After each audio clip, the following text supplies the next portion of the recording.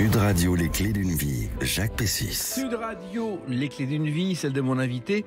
Vous auriez pu devenir architecte, vous avez préféré construire une carrière qui, au fil des années, vous a permis de faire partie des piliers du monde du spectacle. Bonjour Catherine Jacob. Bonjour. Oui, c'est vrai que vous êtes... Pilier. Oh écoutez, quand on voit le nombre de choses que vous avez faites, et on va en parler, c'est assez prestigieux. Alors, vous êtes à l'affiche en ce moment au Théâtre Hébertot, avec Un fil à la patte, on va en parler, une pièce de Georges Feydeau légèrement revisitée, mais comme d'habitude, dans les clés d'une vie, on va évoquer votre parcours à travers des dates clés. Et la première que j'ai trouvée, c'est le 22 novembre 1985. C'est la première au Théâtre Marie Stuart de Bienvenue au Club. Ça, c'était une petite tentative à la fois de bébé et un peu désespéré. Il fallait émerger. Alors, j'avais écrit quelques sketchs, voilà. Oui, il y avait 11 personnages différents. Oui, il y avait 11 sketchs, mais oui. Il y avait un personnage qui revenait un petit peu tout le temps. Bon. Et c'était quoi? C'était parce qu'il n'y a pas beaucoup de traces sur Internet. C'était une comédie. Ah mais non, il n'y avait rien. Il n'y a rien du tout. Il n'y a rien, de chez rien. Il n'y a que moi qui le sais. C'était totalement confidentiel, mais il fallait quand même se jeter un petit peu dans l'eau froide. Et c'était formidable. Mais une salle où j'ai même joué devant 4 personnes, hein, oui. Franchement. Mais alors l'affiche que j'ai retrouvée en noir et blanc du spectacle, je vous signale qu'elle est en vente 150 € sur Internet. L'affiche originale. Alors l'idée, c'était la vengeance, c'est un plat qui se mange froid, mais en même temps, j'avais entendu une interview de Maurice Pialat qui disait oui, d'accord, mais au bout d'un moment, la vengeance, il n'y a même plus de plat. Donc j'avais emprunté un plat vide. Mais il y avait que moi qui avait le décodeur, hein, franchement.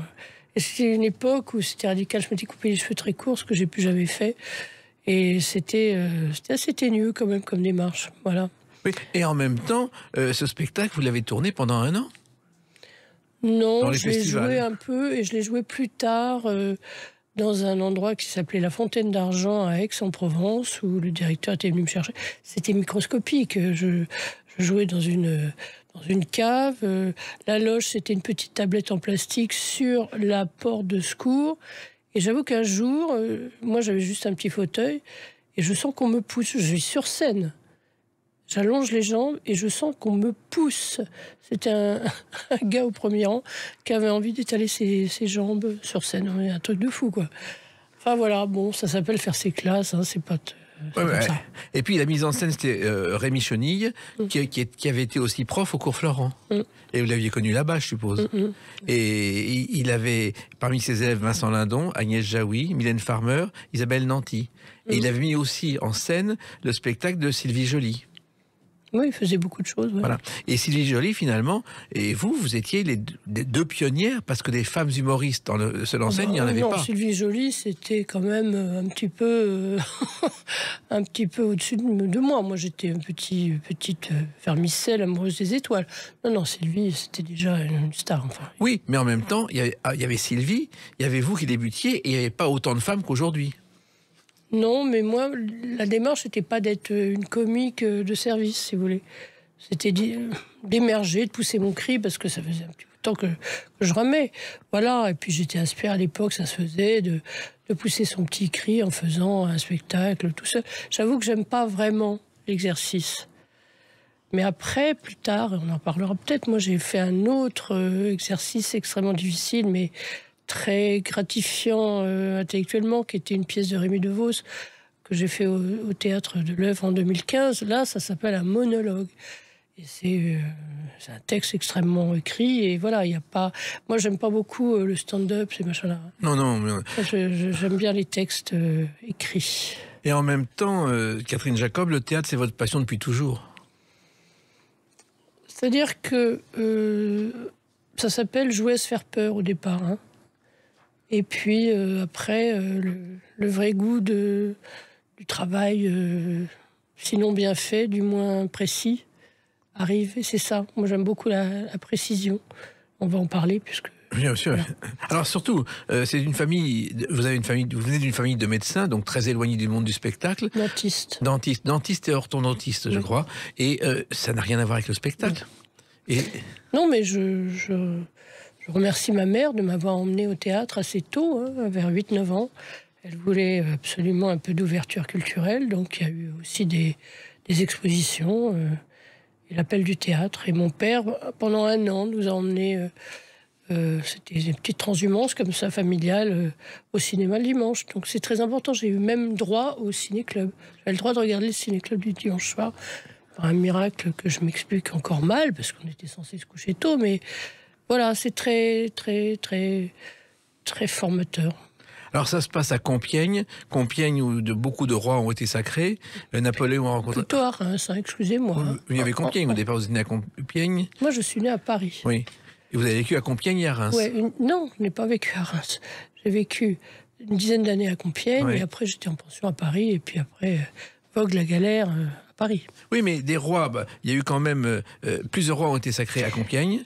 Napoléon est venu aussi, il a rencontré Marie-Joséphine, et Drucker a fait son service militaire, Michel Drucker, à Compiègne. Oui, et lui, si vous lui en parlez, il a un mauvais souvenir, parce que son père, Abraham Drucker, a été interné. Ensuite, parce qu'il y avait un camp qui était de l'omerta absolue. Moi, j'en ai jamais entendu parler quand j'y étais. Après, les terrains étaient occupés par la Grande Muette, à savoir l'armée, et personne ne pouvait parler de ça. C'était plutôt des politiques. Hein. Oui. Et son père est revenu, et à Compiègne, il y a encore un mémorial avec le nom d'Abraham Drucker. Alors ensuite, au départ, votre vocation, je vous arrête sauvagement. C'est l'architecture. C'était pas du tout ma vocation. C'était une grande idée parentale. Oui. Alors j'ai fait, j'étais une petite souris grise qui faisait ce qu'on lui disait de faire. Oui. Et puis à un moment donné, j'en ai eu marre. L'architecture, vous n'avez même pas été jusqu'au bout. Mais moi, j'adore l'architecture en touriste, mais c'était pas ma vie. Voilà. Donc une chambre de bonne à Paris. Parce qu'il faut bien survivre. Et les cours... C'était déjà pas mal. Je veux dire, papa-maman payait une chambre de bonne de 11 mètres carrés. Alors, je conseille d'éviter le crépi, vous voyez, parce que non seulement c'est en pente, mais en plus ça pique. Alors, voilà. Alors, il y a eu ensuite les figurations. Là, il y en a un paquet. Non, j'ai pas fait de figuration. Je me suis retrouvée à faire des toutes petites panouillettes. Oui, c'est ça. Mais genre, bonjour madame, voilà. Bon, puis à un moment donné, j'en ai eu marre. Donc c'est pour ça que je me suis un peu isolée, j'ai fait petit boulot et j'ai écrit ce petit spectacle microscopique, mais qui m'a permis, étant Maurice Stuart, de faire venir entre autres quelqu'un qui s'appelle Romain Brémond, qui est maintenant producteur, mais qui était casting. Ouais. Romain Brémond a été très important pour moi. Pourquoi ? Et je le remercierai jamais assez parce qu'il m'a fait rencontrer des gens importants. Alors, il y a eu quand même un feuilleton, on voit un peu plus longtemps, c'est celui dont Dave est la star. Annelise, Dicky Roy, de Françoise Mallet-Joris, adapté par Françoise Verny, ce qui n'était pas simple parce qu'elle buvait beaucoup. En fait, c'est grâce à la fille de Françoise Mallet-Joris, Pauline Delfaux, que je remercie encore, que je me suis retrouvée sur cette chose-là. On était une bande de petits fans qui suivait le chanteur Dave, qui est un homme absolument délicieux dans la vie. Et nous, on voyait quand même la réalité terrifiante des fans. On a vu des gens qui suivaient le chanteur à pied à travers la France. Des choses, des trucs de dingue quand même. Oui, mais Claude François, c'était pire. Elle couchait dans son immeuble, dans l'escalier. Oui, d'accord, mais je sais que Dave nous racontait qu'il y avait une mère et sa fille qui avaient acheté un pas de porte en face de chez lui, juste pour le voir entrer et sortir de chez lui. Enfin, un truc. Bon. Voilà. Et d'ailleurs, il a eu le rôle, je ne sais pas si vous le savez, Catherine Jacob, et au départ, c'est Patrick Juvet qui devait jouer le rôle principal, et ça ne s'est pas fait. Il y avait lui aussi, à l'époque, un club de Minette. Et je sais qu'il y avait Jean Benguigui qui faisait son agent, et qui a un copain encore maintenant. Alors, il y a quand même tous ces films où vous faites une petite apparition. Un amour de Swann, vous êtes une dame. Souvenir d'Ariel Zetoun, vous êtes une préposée de la Poste. Les nanas, une cliente d'un gym center. Une infirmière dans Maladie d'amour de Jacques Deray. Ça permet de manger? Même pas. Même pas? Non. Mais il faut le faire quand même, c'est dur à trouver. Non, c'était des trucs d'une journée, d'une matinée. Non, c'est pas ça qui fait manger. Moi, j'avais petit boulot, je gardais des enfants ou je faisais des choses comme ça, mais... C'est, vous savez, la résilience formidable de la jeunesse. Tout ça n'a pas d'importance. Voilà, mais en même temps, vous y croyez. Vous ne pensiez pas à faire autre chose. Oui, non, c'est comme ça. Mais attendez, je ne vois pas pourquoi ça arriverait dans le bec tout cuit tout rôti du premier coup. Hein. C'est pas les mêmes gens, c'est pas le même bestiaire. Moi, je fais partie des gens, les bons petits tâcherons, la route est longue, ok. Mais je préfère ça que d'être une petite comète qui n'éclaire qu'une saison. Voilà. Vous saviez dès le départ que la route serait longue? Je savais dès le départ que j'étais une teignasse. Oui. Donc, je lâcherai rien, parce que c'est ça que j'aime. Et c'est ça que j'aime de plus en plus, figurez-vous. C'est-à-dire? J'aime de plus en plus jouer. Jouer, voilà. Mais en même temps, jouer, c'est votre vie, ça sera toujours votre vie. Oui, oui, mais je ne mélange pas la réalité et le travail, si vous voulez. Je ne suis pas mytho dans la vie à faire des numéros de claquettes toute la journée. Moi, j'aime beaucoup travailler les textes. Là, j'ai la chance, grâce à Christophe Lidon, de faire un Feydeau où tout est extrêmement précis. Voilà.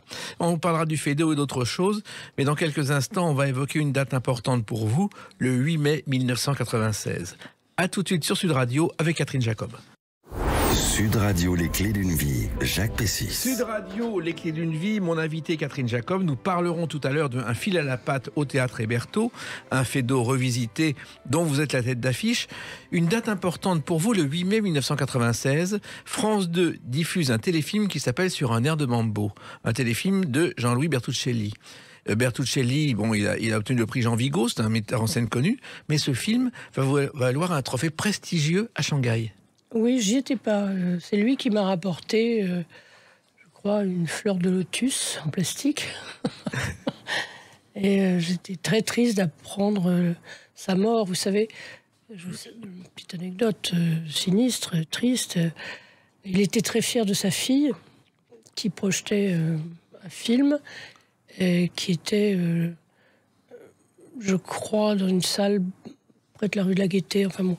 Et on l'a retrouvé, il a fait en métro l'aller-retour et on l'a retrouvé mort à la station Gaîté. C'est dingue. C'est dingue. J'adorais cet homme. Alors, un prix à Shanghai, vous êtes la première Française à recevoir un trophée au Shanghai Film Festival. Ouais, mais c'est un petit peu abstrait. Si j'y avais été, peut-être, mais là, il s'est ramené avec cette espèce de chose phénoménale en plastique qui doit peser un bon 3-4 kilos, donc ça devait bien lui faire plaisir dans ses petits bagages. Je sais pas, c'était surtout une entente formidable avec lui. Je sais qu'il y avait aussi Bernard Allan dans le téléfilm, qui est quelqu'un que j'aime beaucoup. Voilà, Jean-Louis Bertuccelli. Et vous avez eu ce prix parce que votre rôle d'actrice était parfait dans le film. Non, je sais pas, je faisais une coiffeuse qui avait des petits soucis. Enfin, je me rappelle plus très bien, on avait tourné ça au Portugal. Voilà. Très joli. Mais en tout cas, ça a marché. Et d'ailleurs, France 2 l'a jamais rediffusé ensuite. Mais c'est un film qui est devenu un classique à l'étranger. C'est-à-dire que les Chinois connaissent ce film encore aujourd'hui. Vous voyez ? Je suis heureuse de l'apprendre. Oui, non, mais je me suis un peu renseigné. Et alors, finalement, le mambo, vous le dansiez, c'était quelque chose que vous... Non, moi je suis une grosse patate. Je n'ai pas le cerveau... acrobatique. J'ai appris ça chez le coiffeur. On a parfois des morceaux de cerveau qui sont très bien conditionnés chimiquement pour faire de la haute voltige, du patin à glace, des maths, des choses littéraires. Moi, je suis plutôt littéraire. Voilà. Je ne suis pas très danseuse.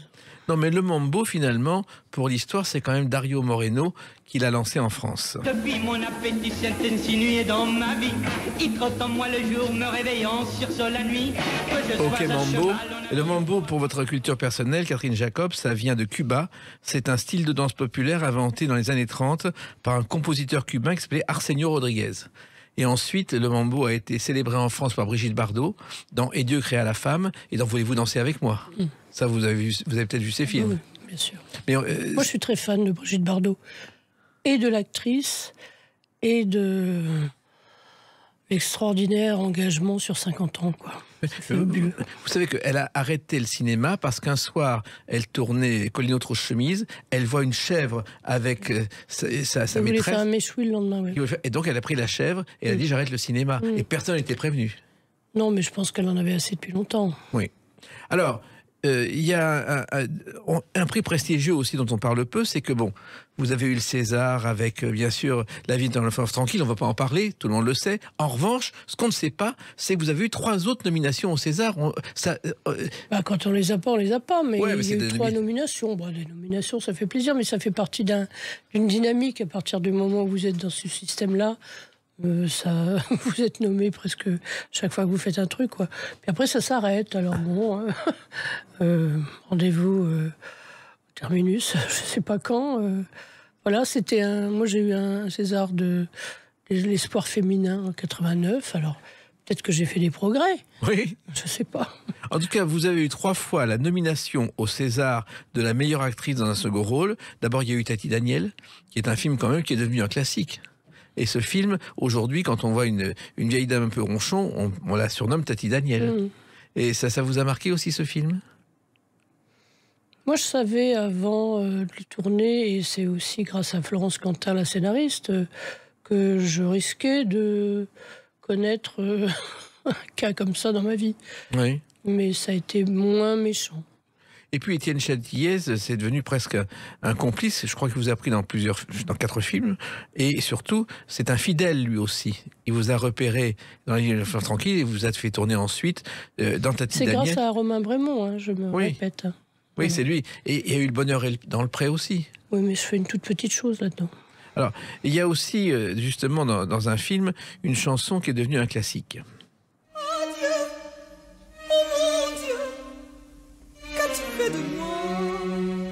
La complainte de la vieille salope, on aurait du mal aujourd'hui à passer ça sans être jeté par les réseaux sociaux. Ça aussi, c'est une chanson du film. Ben oui, mais on a peur de tout, L'important, c'est que tout le monde s'exprime, entre guillemets. Et vous préférez travailler plutôt que vous exprimer. On vous entend peu sur ce genre de choses, les réseaux sociaux. Non, moi, je ne suis pas du tout sur les réseaux sociaux. Donc, vous pouvez m'écrire tant que vous voulez, je ne peux pas les lire. Ah bon? Mais non, je ne lis pas. Je n'y suis pas. Mais Internet, ça vous intéresse pas? J'ai déjà un métier assez exposé. Je trouve que, voilà. Ils vont cacher.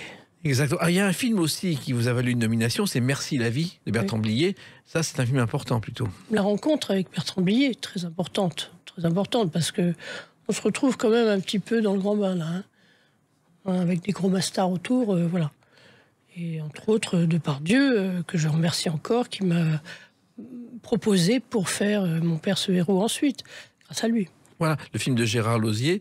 Et c'est vrai que Depardieu, c'est aussi un archi-fidèle, c'est une boule de tendresse. Moi, j'ai tourné 3 fois avec lui, il a été 3 fois fantastique avec moi. Hein. Et vous aviez renoncé à tourner un film, je crois, Opération Cornet Vif, pour tourner... Je ne pouvais pas, c'était une histoire de date, mais... Voilà. Et dans Merci...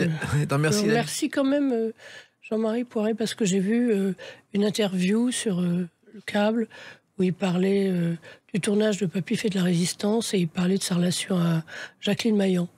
Il se trouve que je l'ai joué il y a 6 mois et donc ça m'a beaucoup aidé à comprendre le rôle de Madame Bourdelle, on va dire.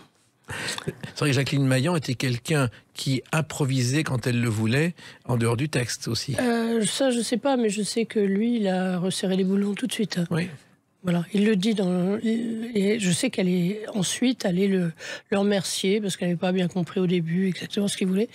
Et il en parle et c'était bien. Il disait que c'était une femme, c'est une milliardaire, hein, Madame Bourdelle. Donc il y a une tenue, il y a quelque chose. Il ne s'agit pas de faire du comique pour le comique. Quoi. Oui, alors que quand elle jouait... C'est une milliardaire dont l'hôtel particulier est occupé par les nazis. En plus, oui. Mais il faut savoir aussi que Jacqueline Maillan, quand elle jouait une pièce de Barrier et Grédy, elle ajoutait ce qu'elle voulait et personne ne disait rien. Et elle pensait que c'était l'effet qui ferait rire et ça marchait. Mais ouais. Moi, voilà, c'est Jacqueline Maillan, elle faisait ce qu'elle voulait. Moi, je pense que faut pas trop décaler les choses. Alors, un autre film aussi qui vous a valu une 3e nomination, c'est 9 mois de Patrick Braoudé. Ça aussi, c'est une aventure étonnante. Oui, c'était très, très, très charmant, quoi. Et puis la rencontre avec Daniel Russo, que je connaissais pas, et tout de suite, paf, ça marche, ça fonctionne, ça c'est partie des petits miracles. Braoudé, sa gentillesse et sa bonhomie, mais aussi contact facile et très évident avec Daniel Russo. C'était très, très facile, très agréable. Ça. Daniel Russo est un comédien qu'on connaît peu, mais il n'arrête pas de travailler, c'est-à-dire qu'il écrit des scénarios, il fait des pièces de théâtre, des films, il n'a jamais arrêté. Il est beaucoup au théâtre. Ouais. Alors, je reviens à 9 mois, parce que ce film, finalement, Patrick Braoudet l'a écrit avec l'aide de sa femme, qui était justement enceinte, et ça l'a aidé à bâtir les scènes. Oui, mais je crois qu'il y a aussi eu les idées de Daniel Russo. Oui. Donc, qui était peut-être aussi, dont la femme était peut-être aussi enceinte ou avait été enceinte. Alors, quand on est nommé au César comme ça 3 fois de suite, et qu'on ne reçoit pas le prix, on s'en fiche complètement. Oui. Ça ne change pas votre vie. Non. Parce que finalement, quand on voit votre palmarès, vous n'avez jamais arrêté. Mais j'avais des compétitrices prestigieuses, hein, donc je trouvais normal que, je veux dire, quand j'étais nommée pour 9 mois, c'était Virna Lisi qui l'a eu pour La Reine Margot. Oui. Donc bon, bien sûr. Mais ça ne vous empêche pas de travailler. Et encore une fois, quand je dis que vous êtes une privilégiée, c'est-à-dire qu'à l'inverse de beaucoup d'actrices, vous n'arrêtez pas de travailler au théâtre ou au cinéma. Mais c'est la sensation qu'on en a, parce que pour tout le monde, c'est très classique de ne pas travailler pendant 6 mois. Oui. Ça arrive. Oui. Donc si je peux donner un conseil aux petites jeunes, no panique, please. Il faut gérer l'argent, il faut gérer les impôts. Heureusement, maintenant, il y a la ponctuation à la source, ça sauve tout le monde. C'est très compliqué au début, on prend un tout petit peu de sous, on croit que c'est la fête, faut faire attention. Moi, je déconseille très vivement la vie de barreau de chaise, comme disait ma mère grand. Faut faire attention, on peut s'amuser, faut se nourrir beaucoup du travail des autres, faut aller voir ce qui se passe ailleurs, mais il faut pas trop tomber dans les gros panneaux, boîte de nuit, dope, alcool, quoi. C'est nul. Et vous n'êtes pas du genre à faire ça, mais vous avez quand même connu l'horreur. On va en parler avec une autre date, le 7 décembre 2011. A tout de suite sur Sud Radio avec Catherine Jacob. Sud Radio, les clés d'une vie, Jacques Pessis. Sud Radio, les clés d'une vie, mon invité Catherine Jacob. Au Théâtre Hébertot, il y a un fil à la patte, on va en reparler. Mais là, quand je dis l'horreur, c'est que le 7 décembre 2011, vous faites vos débuts dans le film d'horreur avec Livide. Ah oui, ça c'était plutôt rigolo. Parce que moi, je n'étais qu'une infirmière abattrice de viande fraîche pour le vampire de 120 ans, Marie-Claude Pietragala. Donc la première fois que j'ai vu Marie-Claude, c'était quand même au maquillage, où elle avait 120 ans, avec des ongles de 10 cm. Et c'était formidable, quoi. Vous êtes la gardienne du secret d'une vieille dame mourante. Donc, oui, enfin, disons que c'est une maison un petit peu angoissante, et quelques petits ados crétinos de leur âge veulent voir ce qui se passe dedans, et ils ne pourront jamais en sortir. Voilà. C'est un film de Alexandre Bustillo et Julien Maury. Et comment vous êtes-vous retrouvés dans cette aventure? Parce que je connaissais bien les producteurs, Vérone Frediani et Franck Ribière, avec lesquels j'avais fait Thelma, Louise et Chantal, un film de Benoît Pétré. Dont on va en parler, oui. Et donc, mais jouer dans un film d'horreur, c'était encore une chose différente. C'est rigolo. Je ne claque pas des dents toute la journée et je dors bien la nuit. Non, c'est un exercice de style. Enfin, vous aimez les films d'horreur? Non, vous en avez déjà vu? Je déteste. Je ne regarde jamais ça. Pas jamais? Non. Jouer à se faire peur, non, ça va comme ça. Et moi, je me souviens d'un cinéma qui s'appelait le Styx à Paris, qui était spécialisé dans les films d'horreur. Et là, les 2 derniers rangs qui étaient les plus prisés, c'était des cercueils. Et on s'asseyait dans les cercueils pour voir le film. Alors, il faut savoir, Catherine Jacob, que ce film Livide a fait le tour du monde grâce à un producteur qui l'a repéré, qui s'appelle Harry Weinstein. C'est assez étonnant. C'est lui qui a repéré le talent des 2 réalisateurs, qui a obtenu les droits et qui a eu... Ah oui, les 2 étaient très, très brillants dans leur domaine. C'était leur grand truc. Hein, donc, ils ont continué ensuite. Enfin, oui. Je ne sais pas s'ils sont encore associés tout le temps, mais... Ils travaillent encore ensemble. Mais voilà, ça faisait des années c'était un petit tandem déjà bien huilé. Hein. Et le film a obtenu 11 nominations dans différents festivals internationaux. Mais vous n'y êtes pas allé, vous n'allez jamais dans les festivals. Je n'étais même pas au courant. Voilà. Finalement, vous n'allez jamais dans les festivals. Vous êtes membre du jury parfois, mais ça s'arrête là. Je vais où le vent me porte. Parfois, c'est très agréable, mais c'est pas tout le temps. L'intérêt des festivals, parfois un peu périphériques, c'est qu'on voit des films qu'on ne verra jamais autrement. Jamais. Donc, pas tous des distributeurs, ça passe pas toujours à la télé, on voit des trucs étrangers, des films espagnols inouïs, quoi. Et ça vous intéresse? Bah oui. Alors, il y a quand même des rôles plus joyeux que celui d'un vampire. La soif de l'or de Gérard Houry. Vous êtes un agent du fisc. Là aussi, Gérard Houry, c'était quand même une pointure. Et tourner avec lui, c'était... Une espèce de concours de circonstances, comme ça. Et puis avec Clavier, enfin... Ils étaient extrêmement charmants avec moi, je veux dire. Oui, c'était un grand professionnel qui veillait à chaque détail, un peu comme vous. Non, rien à voir. Rien à voir, mais je sais qu'il avait repris Sheila Shelton et que il avait eu l'occasion de rencontrer quelqu'un qui avait découvert les joies du cinéma et qui en profitait un petit peu. Voilà, c'était Tati Daniel, mais version Houry. Version Houry. Et ce film, La soif de l'or, au départ, qui a eu du succès, il devait s'appeler Les Pignoufs de l'avenue Foch ou L'or des pingouins, et le titre a changé. Oui, ils ont beaucoup ramé pour trouver le titre. Et puis, il y a eu donc... J'avoue que je ne suis qu'à moitié fière de la chose, hein, quand même, parce que bon, c'était intéressant de rencontrer Gérard Houry, mais le résultat est quand même très abstrait, quoi. Faut dire les choses. On est dans la comédie au 15e degré. Hein. Oui. Mais ça, on le sait quand le film est terminé. Non, on le sait avant. Et ça n'empêche pas de tourner. Non. Et puis, donc, il y a ce film dont vous avez parlé, dont on va écouter la bande originale. Sacha et Philippe ont l'immense joie, rien que ça, de vous convier à la réunion sous le soleil de La Rochelle. Thelma, Louise et Chantal. Ça, c'est un film qui vous a marqué et qui vous a valu des critiques fabuleuses. Ah bon? Oui. Ben, j'ai pas tout lu. Oui. Non, c'était un premier film, hein, donc c'était très frais et très sympathique.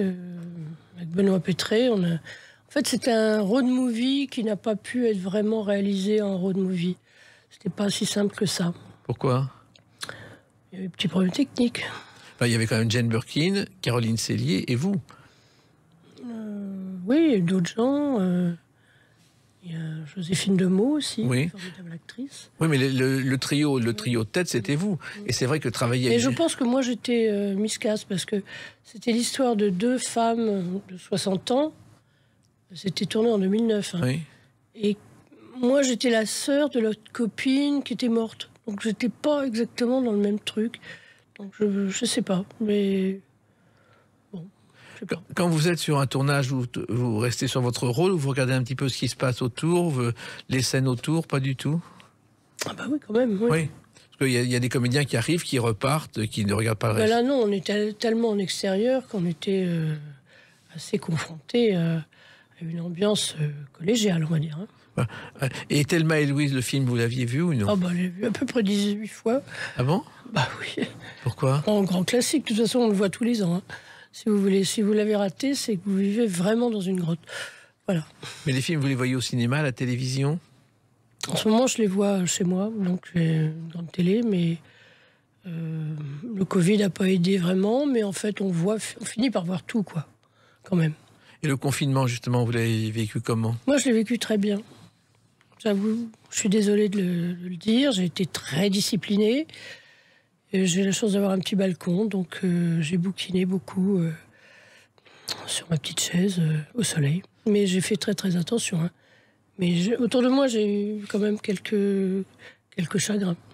Oui, malheureusement, on en a tous eu autour de nous. Et il fallait se protéger, mais en même temps, on ne voyait pas le bout. Quand on est comédienne, c'est aussi... Oui, mais c'est pas si grave que ça, puisque l'état d'acteur suppose qu'on a parfois des grandes plages...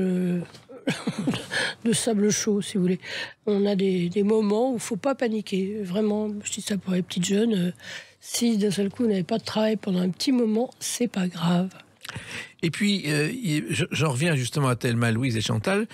Brad Pitt est la tête d'affiche du film, de Thelma et Louise, je veux dire. Et la production, au départ, avait envisagé, à la place de Brad Pitt, de placer Georges Clooney au Sinn Féin.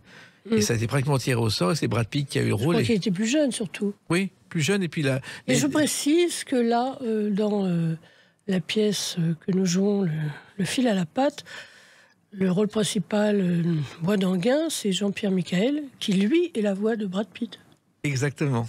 Comme quoi, tout Moi, se je n'avais retrouve. pas pigé ça, mais comme c'est une reprise, On avait entendu des gens, quand on l'avait fait la première fois au Théâtre Montparnasse il y a 4 ans, les gamins reconnaissaient Brad Pitt. C'est incroyable. Mais vous avez fait d'ailleurs un peu de doublage aussi. Il y a eu Corto Maltese, je crois. J'ai fait une demi-heure. Oui. Une demi-heure. Oui, enfin. Bah oui, mais c'est un autre métier. Moi, j'adorerais faire des docs, des voix. J'ai un petit appel. Hein. Oui. J'adorerais faire des documentaires historiques. Ah bon? Mais la voix de documentaire historique, pourquoi? Oui, juste une voix, juste pour être dans l'association d'histoire. J'ai d'ailleurs un tout petit peu participé à un documentaire sur les actrices maudites des années 30 récemment, réalisé par un ami qui est Michael Delmar et Karen Mariano. Et voilà. Alors on parle évidemment des Mireille Balin, des destins maudits, des choses comme ça. Oui. C'est intéressant. Mais plus personne connaît ces gens-là, hélas, alors que ce sont ici. Ben oui, mais pourquoi? Oui. Hein? Réchauffons les vieilles gamelles et parlons de ça, parce que c'est de la culture générale, de la culture populaire. Mais si vous voyez Pépé le Mocco, on ne peut pas savoir que Mireille Balin a été oubliée. Ça a été une star gigantesque qui n'a pas fait les bons choix et qui a eu une fin abominable. À la Libération, elle a été... elle a subi des viols collectifs, terrifiant. Hein. Oui, c'est effectivement une fin dramatique. Alors, j'en reviens quand même à votre carrière, parce que d'après mes calculs, il y a des années où vous tournez 3 films en un an. En 97, il y a XXL, Messieurs les enfants, La balade de Titus, et la même année, vous faites 2 téléfilms, La vie à 3 et Maintenant ou jamais. Ce sont des belles années. Oui, ça va, ça vient. Bon, voilà. J'ai pas de recette, j'ai pas de réponse à ça. Mais je précise que moi, j'ai eu des rôles à la télé qui étaient plus consistants, plus copieux, plus jouissifs qu'au cinéma. Hein. Mais depuis fin des années 90, d'ailleurs, vous avez plus souvent des premiers rôles à la télévision qu'au cinéma. Oui, ça s'appelle des unitaires. Ben, c'est pas mal. Ça dure 20-22 jours, 21 plutôt. Et vous avez le rôle à vous, formidable. Plutôt que d'aller plus ou moins participer à des petites choses. Moi, j'ai beaucoup aimé. Hein. Et en plus, il y a un rythme qui est pas mal. Parce qu'on n'attend pas des heures dans une caravane, dans un coin en plein soleil, vous voyez. C'est tout le temps. Il faut être sur le coup tout le temps. Et il y a Qui mange qui, notamment?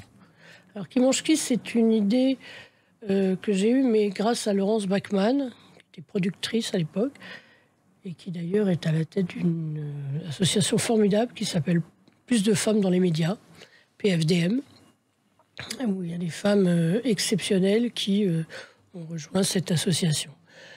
Alors Laurence Bachmann m'avait dit, est-ce que tu as une petite idée? Et moi je trouvais que c'était bien d'avoir une petite idée qui fasse flipper verticalement. Alors ça pouvait être... on s'arrêtait avant, parce qu'en fait ça n'est pas une série.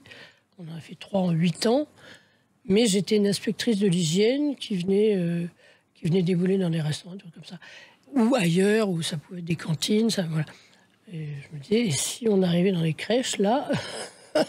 Mais bon, après, la vérité nous rattrape très très fort, hein, parce que tout est quand même extrêmement dangereux, frelaté. Enfin, bon, on le sait à quel point maintenant, mais il faut être très vigilant. Donc moi, à l'époque, j'avais eu beaucoup de docs. Donc voilà, j'étais au courant de 2-3 choses. Et alors, je ne dis pas qu'il faut être dans une grande paranoïa, mais on n'est jamais assez parano. Voilà. Exact, jamais. Et alors, il y a aussi les petites apparitions dans Scène de ménage, dans Ses chers voisins, ou 3 épisodes de Demain nous appartient. Ça aussi, c'est des choses, ce sont des passages éclairs. C'est très récent, hein. Demain nous appartient. Ouais. J'ai fait Une arche l'année dernière, et j'ai fait 8-9 jours cette année. Alors ça, c'est un autre exercice. C'est un exercice que je dois à mon agent, Laurent Savry. Au début, j'étais assez désarçonné, mais comme tous les petits nouveaux, vous avez le texte quelques jours avant, il n'y a pas de scénario, vous avez un résumé, et après, il faut y aller, quoi. Heureusement, j'ai eu des partenaires très sympathiques, mais ça va très, très, très vite, hein. Donc, il faut avoir le temps de pouvoir faire des italiennes avec les partenaires. Les italiennes, ça veut dire le texte et le remâcher beaucoup. Et puis après, faut avoir des petites heures de vol quand même. parce que ça va vite, faut anticiper et éventuellement proposer. Et puis, il y a un changement de réalisateur, il y a un turnover d'enfer. Et moi, j'ai adoré travailler avec 3 d'entre eux, mais à savoir Vincent Giovanni, Sandra Perrin et Dominique Guyot. Après, vous avez des gens qui restent 1 jour, 2 jours. Bah. Je préfère qu'on se parle un petit peu tous les jours, quand même. Ouais. Ben nous, dans quelques instants, on va parler d'une autre date, le 5 avril 2022. A tout de suite sur Sud Radio avec Catherine Jacob. Sud Radio, les clés d'une vie, Jacques Pessis. Sud Radio, les clés d'une vie, mon invité Catherine Jacob. Donc depuis le 5 avril 2022, au Théâtre Hébertot, reprise de Un fil à la patte de Feydeau. Un Feydeau que vous avez déjà joué et qui est un Feydeau remis à la sauce 2022. Oui, mais très respectueux du texte. Il y a parfois un petit mot qui change pour l'adapter, mais voilà, ça a été créé par Feydeau en 1882. C'était joué pour la première fois au Palais Royal le 9 janvier 1894, pardon, ouais. Et ils ont joué le spectacle. Non, créé en 82. Hein. Oui, mais à Paris, en tout cas, en 94, et surtout, il y a eu 129 représentations, ce qui est à l'époque est considérable. Mais c'était sa 2e pièce officielle, et c'est ça qu'il l'a quand même... Enfin, il était très jeune oui. Quand il l'a faite. Bon, le metteur en scène, Christophe Lidon, a préféré, puisqu'il s'agit d'une chanteuse, de rajeunir tout ça. Et on est un peu jazzy dans les années 50, Moulin Rouge. Bon, ça change pas grand-chose, c'est du visuel, avec les costumes de Chouchan. Bon, voilà. Mais oui. Moi, ça ne me dérange pas de ne pas mettre un corset tous les jours. Vous êtes arrivé comment dans cette aventure? Parce que j'avais déjà travaillé avec Christophe Lidon. On avait fait l'impresario de Smyrne, de Goldoni. On avait déjà... Enfin, c'est une reprise, mais une reprise presque plus dynamique. Il y a un changement de casting aussi. Alors, je vais nommer mes petits partenaires. Alors, le fil à la patte, ça n'est pas moi, c'est la chanteuse. Oui. Noémie Elbaz, Lucette Gauthier, dont veut se débarrasser Bois d'Anguin. Bois d'Anguin, c'est Jean-Pierre Michael. Et le Bois d'Anguin, il est raide. C'est un vieux playboy qui n'a plus un sou et qui décide de se prendre une petite discipline, enfin, de se refaire une petite virginité avec une petite héritière. Et la petite héritière, c'est ma fille, c'est Viviane, c'est-à-dire Emma Gamet. Et moi, je suis la baronne du Verger. Et la baronne du Verger, qu'est-ce qu'elle a dans la vie? Elle a beaucoup de sous. Et donc ça intéresse beaucoup Bois d'Anguin. Et autour, il y a un nouveau bousin qui est un peu le souffre-douleur, qui est un formidable Sylvain Catan.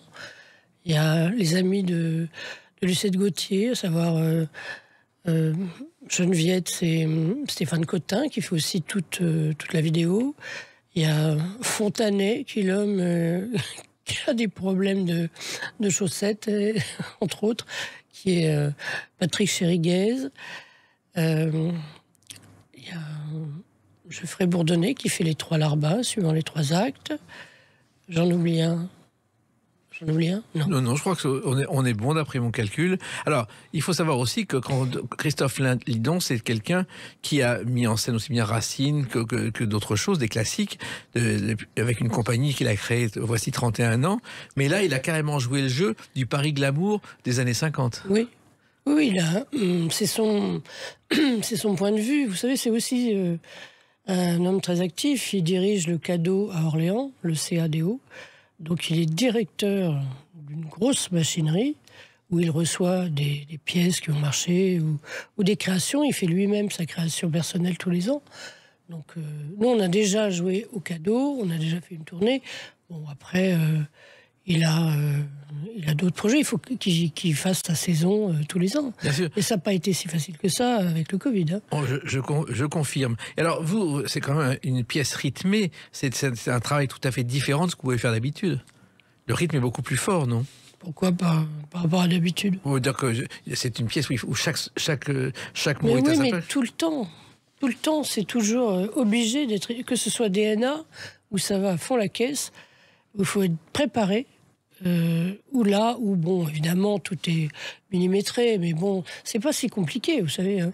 Une fois que vous avez le quadrillage, voilà, il y a une petite fumée qui s'échappe et ça permet de s'exprimer. Il y a des danses, mais ça, vous n'y participez pas. Non, non. Vous y échappez. Oui, mais c'est pas le rôle de la baronne du Verger. Enfin, je veux dire, c'est ce qui se passe dans un musical et avec les Boys et avec Lucette Gauthier. Alors, les musicals des années 50, c'était le Moulin Rouge, c'était le Lido, qui était toujours plein, mais le Lido, qui n'est pas celui d'aujourd'hui sur les Champs-Élysées, qui était au 78 Champs-Élysées, à la place de ce qui était la plage de Paris, une sorte de Venise parisien dans les années 30. Et quand on va au 78, quand on va à la cave, il y a toujours le fond de la piscine et la plage de l'époque et les cabines de bain. C'est totalement préservé. C'est un univers que vous n'avez pas connu, vous n'alliez pas au musical. Non. Non, j'allais pas au musical. Ça vous intéressait pas? Non, j'allais au cinéma, j'allais au théâtre. Musical, c'était plus abstrait. Alors, il faut savoir aussi que dans cette pièce, Un fil à la patte, c'est que les costumes sont en clin d'œil à Christian Dior. Mais j'ai oublié un petit camarade qui fait le général Irigoyen, qui est Bernard Malaca. D'accord. Je le dis parce que j'attends les représailles intenses. Enfin voilà, tout le monde est là. Et donc Christian Dior est en filigrane dans les costumes. Oui, parce que le désir visuel, graphique de Christophe Lidon, c'est les années 50. Donc on ne peut pas échapper vraiment à Christian Dior. Et Dior, qui a 14 ans, il habitait la Normandie, Granville, il voit une voyante qui lui dit « Les femmes seront bénéfiques pour vous, c'est par elles que vous réussirez ». Finalement, ça a été le cas. Et la mode, ça vous intéresse, Christian Dior, ou pas du tout? Moi, je m'intéresse à ce qui se passe. Je n'ai pas forcément le budget, vous voyez, pour m'habiller intégralement en haute couture, mais ça m'intéresse. J'étais d'ailleurs extrêmement triste de la disparition de Thierry Mugler. Que vous connaissiez? Que j'ai connu, oui. Oui, qui était un garçon formidable aussi. Oui. Alors, Feydeau, c'est quand même... Aujourd'hui, on peut encore jouer Feydeau, c'est vraiment... Il a réussi. C'est une pièce qui a plus de 125 ans, et franchement... le fil conducteur chez Feydeau, c'est que l'amour, c'est bien gentil, les pantalonnades aussi, les portes qui claquent, tout ce que vous voulez, mais le nerf de la guerre, c'est l'argent. Voilà. Donc, vous pouvez faire ce que vous voulez. L'argent fait peut-être pas le bonheur, mais pas d'argent fait pas le bonheur du tout. Hein. Donc, ça revient toujours à ça. Et vous n'aviez jamais joué Feydeau? Non, mais enfin, c'est une reprise. Oui, mais enfin, pour vous, c'est une première. J'avais des notions, j'ai lu, j'ai vu des choses. Et Feydeau, d'ailleurs, se qualifiait de paresseux. Il a dit un jour avoir terminé le second et le troisième acte de La Dame de chez Maxims, pendant que le premier était en répétition. Est-ce que c'est vrai? Oui, mais je pense que c'était aussi Le Roi de la Provoque. Voilà, c'est ce qui n'est pas du tout votre genre. Ah si, j'aime j'aime beaucoup. C'est quand même un humour dévastateur. Il est tout le temps... impitoyablement sur la brèche, il lâche rien. Alors, le théâtre, c'est votre troisième vie. On a parlé cinéma, télévision, mais le théâtre, il y a eu quand même beaucoup de choses. Je crois qu'un de vos premiers rôles, c'était dans Ubu Roi, mise en scène par Topor. C'était quelque chose, ça. Oui, c'est à l'époque où Jérôme Savary dirigeait Chaillot. Donc moi, j'avais 1 ou 2 ans avant... fait Toinette dans le malade imaginaire, salle Gémier, et Topor m'a proposé Mère Ubu de Ubu-Roi, et après j'étais dans la grande salle grâce à Jérôme avec Le Bourgeois Gentilhomme et ensuite Labarre. Topor, c'était un personnage étonnant. Ah oui, mais l'idée c'était de boire des coups avec Topor après, c'était phénoménal. Ah bon? C'est des gens incroyables comme ça. J'ai rencontré 3-4 dans ma vie où je ne savais jamais comment ça fonctionne. Il y a toujours une chute qui vous ouvre un chakra. J'avais pas pensé à ça. Ouais. C'est formidable. Florence Contain a ça, Billet a ça. Mais Topor, moi je me souviens à chaque fois que je l'interviewais, qu'il ne voulait pas répondre à une question, il se mettait à rire. Oui, mais bon, c'est le folklore, mais en même temps, c'était quelqu'un d'assez sombre. Oui. Moi, je pense pas que c'était un gros rigolo. Vous voyez, je crois pas. Et Savary n'était pas facile à travailler non plus, parce qu'il changeait d'avis tout le temps. Non, mais il était tellement génial, tellement drôle. C'était un pourfendeur. C'était... le gars avait une enfance et une adolescence incroyable, et en Argentine, enfin, il respectait rien. C'était formidable, ça. Il mettait en scène 4 pièces en même temps, c'était pas un problème. Oui, parfois il n'était pas là au répète, d'accord, mais en même temps, il avait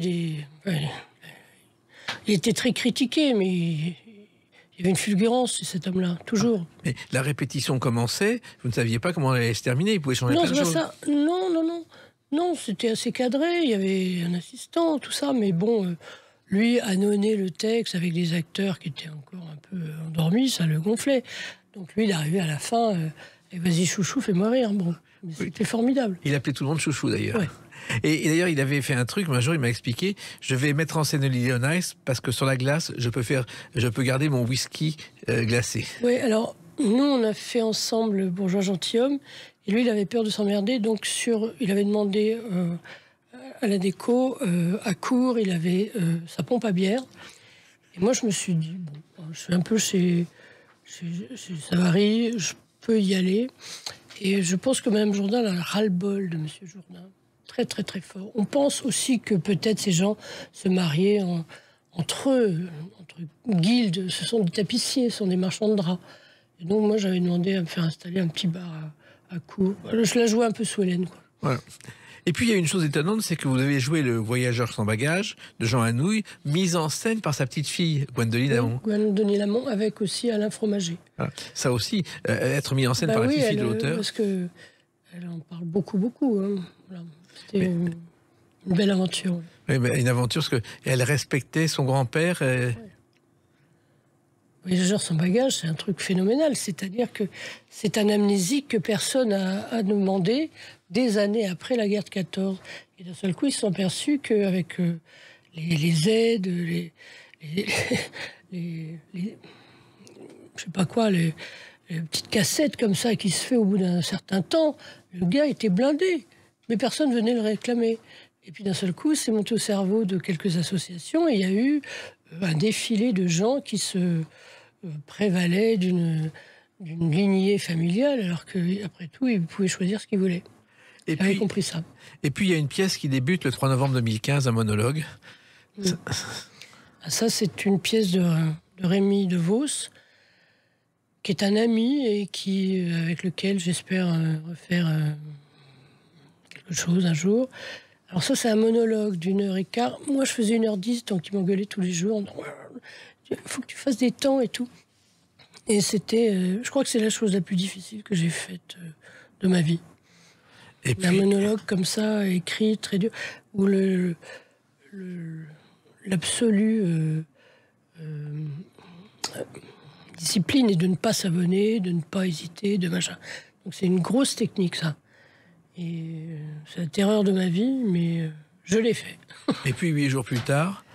Oui, j'étais très heureuse d'être accueillie au Théâtre de l'Œuvre, mais j'ai commencé un 3 novembre, j'ai joué 40 fois.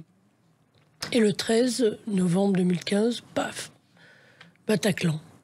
Et j'avoue que, comme je jouais à 19h, à 21h, j'étais au Vepler, en train de dîner avec Christophe Lidon, qui habitait, lui, dans le 4e, et qui n'a pas pu rentrer chez lui du tout. C'était la nuit du Bataclan. Ça vous a marqué, comme tout le monde. Comme tout le monde. Et l'avenir maintenant, vous jouez donc un fil à la patte à Hébertot. Vous avez toujours des projets pour demain? J'ai un projet pour l'année prochaine avec Christophe Lidon. J'ai reçu un texte très talentueux d'un auteur qui s'appelle Jean-Benoît Patricot, qui est un dialogue entre une actrice mûre et un jeune acteur en devenir. Et on le fera l'année prochaine avec Christophe. Et en attendant donc un fil à la patte, je précise que c'est du mardi au samedi à 21h, le dimanche à 15h. Et donc vous êtes la tête d'affiche de ce spectacle. On est 9. Non, je ne suis pas la tête d'affiche. Voilà. Je viens vous voir avec plaisir, oui. Mais on est 9 et voilà. Mais je ne suis pas le fil à la patte. Le fil à la patte, c'est la chanteuse. Je n'ai pas perdu le fil de la conversation. Merci Catherine Jacob. Merci, et puis continuez ainsi à travailler. Merci beaucoup. Merci, les clés d'une vie, c'est terminé pour aujourd'hui. On se retrouve bientôt. Restez fidèles à l'écoute de Sud Radio.